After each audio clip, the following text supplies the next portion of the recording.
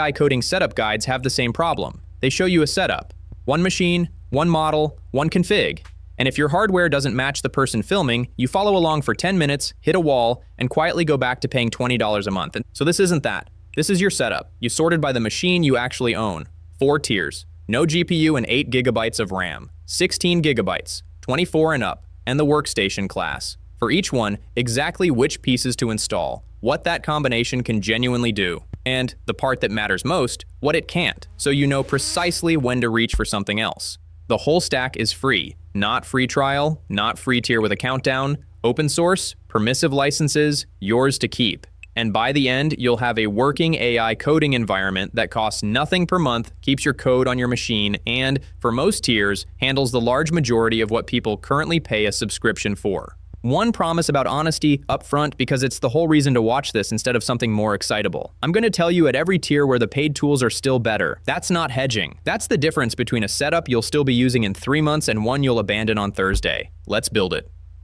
First, the mental model. Every AI coding setup has 4 pieces. Once you see this, every guide on the internet becomes legible, including this one, and you'll be able to swap any single piece without rebuilding everything. Piece 1, the engine, the model itself. This is where your hardware tier decides things, and it's the piece we'll spend most of our time on. Piece 2, the harness, the agent that drives the model, the thing that reads your code base, plans a change, edits multiple files, runs your tests, and fixes its own errors. Critically, the good ones are model-agnostic. They don't care where the intelligence comes from. That separation is what makes this whole thing possible. Piece 3, the safety net, something that checks the work. Because an agent writing code faster than you can read it is only useful if something verifies the output. Piece 4, the memory, the instructions that make it yours. Your conventions, your stack, your rules. So you're not re-explaining yourself every session. Engine, harness, safety net, memory. Every paid product you've considered is those 4 things bundled together with a monthly price. We're going to assemble them separately, for nothing, and you'll be able to upgrade any single piece as your hardware or needs change. And here's the important part. Pieces 2, 3, and 4 are identical at every tier. They're free, they're light, they run on anything. Only the engine changes with your hardware. So if you're on the smallest machine on this list, you still get 3/4 of this setup exactly as the person with the Workstation does. The 3 rules that decide your tier. The 60-second version. We did a whole video on this, so here's the compressed form. 1. Memory. At the standard 4-bit compression, a model needs roughly half its parameter count in gigabytes. A 7 billion parameter model wants 4 to 5 gigs. A 14B wants 8 or 9. A 32B wants around 20. Your model, your operating system, and your browser all have to fit in your machine's memory at once. 2. Active versus total. Modern models are mixtures of experts. A big total parameter count, but only a small slice fires per token. Total determines memory. Active determines speed. That's why a model can be huge on disk and still run quickly. 3. 4-bit is the sweet spot. Quality loss is small. Below 4-bit, it gets real. When you see Q4 in a file name, that's the one you want. And the 10-second truth teller you'll use constantly. When a model loads, watch the startup output. It tells you how many layers went onto your GPU versus spilling to CPU. Most layers on GPU means it'll fly. Half or fewer means it's too big, and you should drop one size. Right, find your tier. Tier 0. 8 gigabytes of RAM, no GPU. The machine most people are actually watching this on, and I'm going to be straight with you about what this tier is. It's real, it's genuinely useful, and it is not going to replace a frontier coding agent for hard work. The engine. A small coding model in the 3 to 8 billion range through Llama. One command installs Llama, one command pulls a model, and you're running. Expect around reading speed, roughly 10 tokens a second on pure CPU. Slower than the cloud, not unusably slower. The harness, a free terminal coding agent, OpenCode or Kimi Code CLI. Both are open source, both are model agnostic, and both will happily point at your local Llama instance because Llama exposes an OpenAI compatible endpoint on your own machine. That compatibility is the hinge the entire free ecosystem swings on. Tools built for paid APIs work against your local model by changing a URL. The safety net and memory, exactly the same as every other tier, the free code reviewer and your own instruction files. Both are light, both work here. What this tier genuinely does well, single file work, writing a function, explaining unfamiliar code, generating tests for something small, writing scripts, converting between formats, adding doc strings, fixing a clear bug you can point at. Give it narrow, well-defined tasks, and it's a genuinely useful pair of hands. What it can't do, large multi-file refactors, autonomous long-running work across an unfamiliar codebase, or anything needing subtle architectural judgment. A 7B model is a capable assistant, not a senior engineer, and no amount of prompting changes that. The honest advice for this tier: run the local setup for the routine 80%, and for the hard 20%, use the gateway I'll cover in a few minutes to route those specific requests to a bigger model on someone else's free tier. That hybrid is the actual answer at 8 GB, and it still costs $0. And if you're on a desktop, the single best value upgrade in all of local AI is more RAM. 16 GB changes this tier completely. Tier 1, 16 GB, the comfort zone, and where I suspect most of you are. This is the tier where local AI coding stops feeling like a compromise and starts feeling like a tool. The engine, a 14 billion parameter coding model. The Qwen coding variants at this size are the reliable workhorses, strong at code, well supported everywhere, and a genuinely noticeable step up from 7B in reasoning quality and coherence over long outputs. Speed. If you have any GPU acceleration or you're on Apple Silicon, you're looking at 30 to 60 tokens a second. Faster than you read, which is the threshold where local stops feeling local. And Mac owners, promote yourselves half a tier. Apple Silicon's unified memory means the CPU and GPU share one pool instead of fighting over separate ones. So a 16 GB MacBook outperforms a Windows laptop with a small dedicated card. The tooling, Llama, LM Studio, Llama.cpp with Metal, is superbly optimized for it now. What this tier genuinely does well: real work. Multi-hundred-line files, refactors across a few files, writing a test suite, implementing a feature from a clear specification, debugging with context. It performs at roughly the level of a solid junior developer who occasionally needs correcting, which, if you supervise it properly, is genuinely valuable. What it can't do? The deepest autonomous runs. If you hand it a vague goal on a large unfamiliar codebase and walk away for an hour, you'll come back to something that needs untangling. Keep the task scoped and review the diffs. This is the tier where canceling a subscription becomes a real conversation. For a large share of everyday development, this setup handles it. Privately, offline, with no meter running. Tier 2, 24 GB of GPU memory or a 32 to 48 GB Mac. The Enthusiast tier, an RTX 3090 or 4090, or a well-spec'd Mac Studio. And 2026 has been extraordinary here. The engine, the 27 to 32 billion class. The Qwen coding models at this size are the current sweet spot of local coding per dollar of hardware, and Bonsai 27B is a wonderfully capable daily driver. There's also a model worth knowing about with a remarkable ratio: Qwen's 35 billion parameter open weight release that activates only about 3 billion per token under Apache 2.0. Read that against Rule 2, the memory footprint of a mid-size model, the per token speed of a tiny one. What changes at this tier isn't just quality. It's your trust radius. The tasks you'll comfortably delegate expand into genuinely large work. Multi-file features, long document and codebase analysis, agent workflows with tools, serious refactors. Mistakes still happen, but they're the kind of review catches, not the kind that quietly ruins an afternoon. And this is where the full stack really sings. A 32B coding model as the engine, a terminal agent as the harness, the free reviewer checking every changed file, and your own skills in coding your team's conventions. That combination handles a genuinely large share of a working developer's week without a single token leaving your machine or a single cent being metered. What it can't do, match the very best frontier models on the hardest architectural problems. That gap is real, it's narrowing, and I'd rather you hear it from me. Tier 3, the Workstation class. 48 GB to a few hundred. A multi-GPU rig. A Spark class AI desktop. A top-end Mac Studio. Serious hardware, but desk hardware.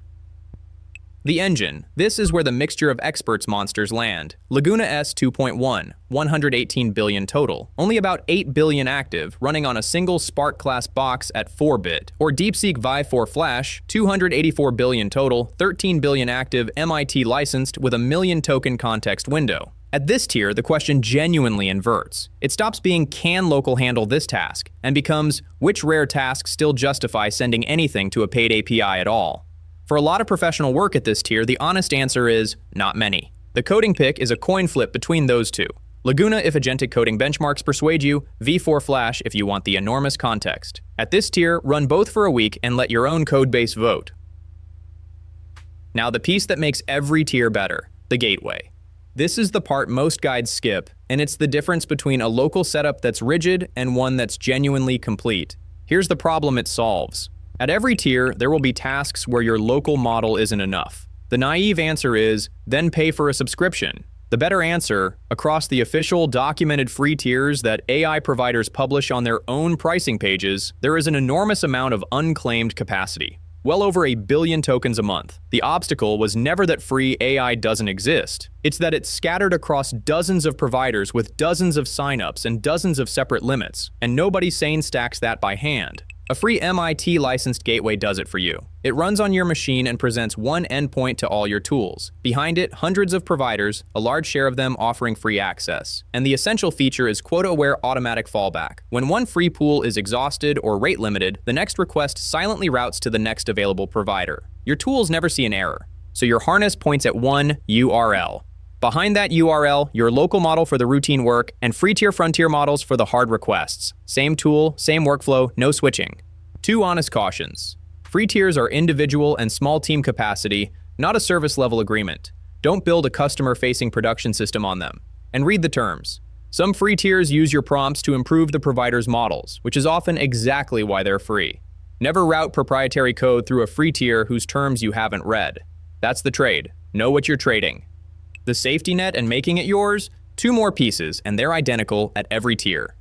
The reviewer. Alibaba open-sourced the code review tool it uses internally. Apache 2.0 free. Its design matters. Their own documentation notes that general-purpose agents, on large change sets, cut corners, reviewing selectively, then reporting back as though they'd done the whole job. So it pairs deterministic pipelines, which guarantee every changed file is actually covered, with an LLM for the judgment. It grades findings into high, medium, and low, where low is explicitly labeled as likely false positives. And it's OpenAI compatible, which by now you can predict, so point it at your local model and you have free, fully private code review where nothing leaves your machine. The memory. 2 layers. First, an instructions file in your project root. Your stack, your conventions, your always and nevers that your agent reads at the start of every session.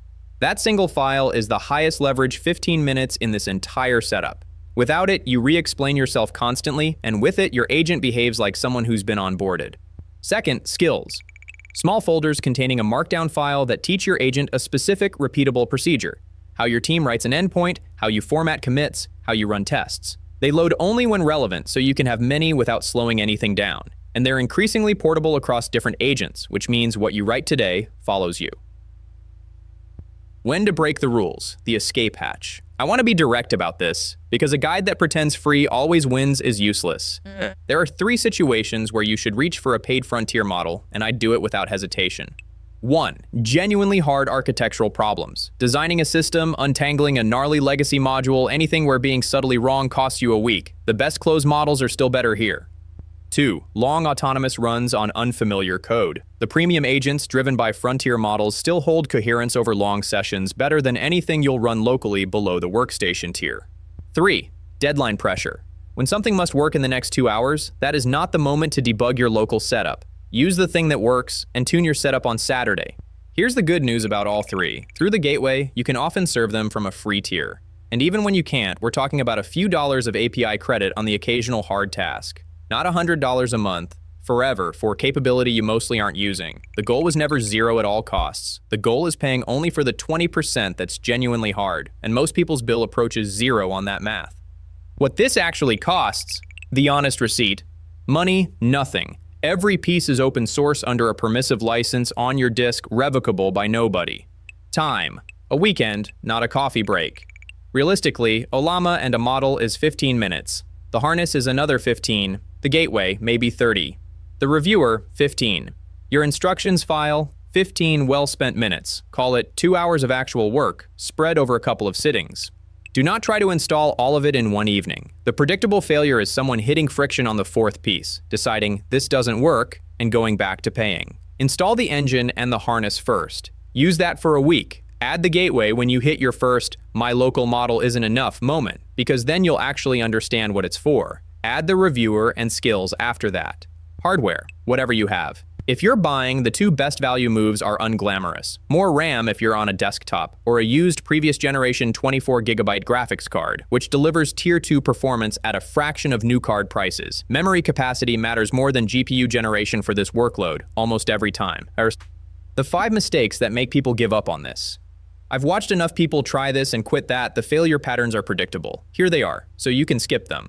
Mistake 1. Starting with a model too big for your machine. Someone reads that a 32B is great, pulls it onto a 16GB laptop, watches it crawl, and concludes local AI is a toy. Start one size below what the memory rule allows, confirm it's fast, then step up. Upgrading is one command. Unfreezing a swamped laptop is an afternoon. Mistake 2. Judging a local model by chat. People install everything, type, "Hey, tell me a joke," get something underwhelming, and lose faith. That's the wrong test. Local models in this class aren't optimized to charm you in conversation. They're optimized to do bounded work. Give it a real task from your actual code base. Judge it on that. Mistake 3. Skipping the instructions file. This is the biggest silent killer. Without it, your agent guesses at your conventions and gets them wrong, every session forever. And you conclude the model is bad when actually it was uninformed. 15 minutes writing that file changes your results more than any model upgrade below the Workstation tier. Do not skip it. Mistake 4. Expecting one-shot magic on vague prompts. Make This Better produces something you didn't want, at every tier, on every model, free or paid. Extract the payment logic into its own service. Keep the controller under 20 lines, and make sure the existing tests pass produces exactly that. The quality of what you get is downstream of the clarity of what you ask, and local models are less forgiving of vagueness than frontier ones, so this matters more here, not less. Mistake 5. Installing everything at once and then blaming the stack. When 4 new tools go in on the same evening and something misbehaves, you have no idea which piece is responsible. One at a time, a few days apart. Boring. And it's why the people who stick with this setup stick with it. None of those are technical problems. All 5 are expectation problems, which is genuinely good news because it means the fix is free. One decision I should help you make. Which harness? The 2 free terminal agents worth your time are OpenCode and Kimi Code CLI, and people ask constantly which to pick. The honest answer is that they're more similar than different. Both open source, both model-agnostic, both doing the read, plan, edit, test, fix loop. My practical guidance: try whichever has better documentation for your setup today, use it for a week on real work, and switch if it annoys you. Because they're both model-agnostic, switching costs you almost nothing. Your engine, your gateway, your reviewer, and your instructions file all stay exactly where they are. That's the beauty of assembling parts instead of buying a bundle. The decision you're agonizing over is genuinely reversible. What I'd avoid is spending a week reading comparisons before installing either one. The comparison that matters is how it feels on your code base, and you can run that experiment in an afternoon. The honest limits, 4 of them. 1. The frontier gap is real. The best closed models remain better at the hardest tasks. That gap has narrowed dramatically, and we've documented that narrowing all month. But it exists, and pretending otherwise would make everything else in this video less trustworthy. 2. Speed is your hardware's speed. At Tier 0, small models are readable, but not instant. That's a hardware fact, not a configuration you can fix. Match your expectations to your machine. 3. This setup asks more of you. A paid product is one login and a polished interface. This is several pieces you assemble and occasionally maintain. In exchange, you get privacy, zero cost, no rate limits, no deprecations, and complete control over every layer. That's a genuinely good trade for a lot of people, and a genuinely bad one for someone who just wants a button that works. Be honest about which you are. 4. The specific models named here have a shelf life. They'll be replaced within months. That's how 2026 works. But the structure doesn't expire. Engine, harness, safety net, memory. Swap the engine when something better arrives, and the rest of your setup doesn't move. That's the actual value of assembling it this way rather than buying a bundle. A real Tuesday on this setup. Let me make it concrete because the pieces are abstract, and a working day isn't. You open your terminal, go into your project, and start your agent. It reads your instructions file automatically. It already knows your stack and your conventions. You describe a feature. It plans first, you review the plan, you approve. It writes across 3 files, runs your tests, hits a failure, reads the error, fixes it, and reports back. All of that on your local model. No network, no meter. Then you hit something genuinely hard, a design decision where you want the strongest reasoning available. One line in your config points that request through the gateway to a frontier model on a free tier. Same tool, same conversation, no switching. You get your answer and come back local. Feature done, you run the reviewer. Every changed file, actually covered, 3 high priority findings, 5 worth a glance. You fix the 3, and at some point you notice you've explained the same deployment convention for the 3rd time this week, so you spend 10 minutes writing a skill and never explain it again. Total metered cost for that day, 0. Total code that left your machine, none, except the one request you deliberately sent. That's the setup. Not a demo, a Tuesday, and step back, and here's what I think is actually going on. 2 years ago, assembling this would have been a research project. The pieces didn't exist, or existed badly, or didn't talk to each other. What changed isn't that any single component got miraculous. It's that they all agreed on the same interface. Almost everything in this stack speaks the OpenAI-compatible protocol, which means the engine, the harness, the reviewer, and the gateway are interchangeable parts rather than a bundle. That's the quiet revolution, not a model. A standard, which is exactly the pattern we keep finding, whether it's a folder of Markdown replacing a database or a set of attributes replacing a framework. Once things agree on how to talk, you stop buying bundles and start assembling. And that's why this setup is durable in a way a subscription isn't. When a better model drops next month, and it will, you change one line. Your harness, your reviewer, your conventions, your skills all stay exactly where they are. You're not upgrading a product, you're swapping a part in a machine you own. So here's my question, and I'll pin it below. Post your tier and what you built with it. 8 gigs, 16, 24, Workstation. Tell me which one you're on, which engine you settled on, and the first real thing you shipped with it. I want a comment section full of actual configurations because the honest truth is that the best version of this guide gets written by the people running it, not by me. And tell me where it broke, if it did. That's the follow-up video. Every link, the engine options by tier, the harness, the gateway, the reviewer, and our full deep dives on each piece is in the description, organized by tier so you can jump straight to yours. That's the standard here. The real explanation, sourced in plain English with the limits included. If you'd rather own your tools than rent them, subscribe. That's what we do every single day. I'll see you in the next one.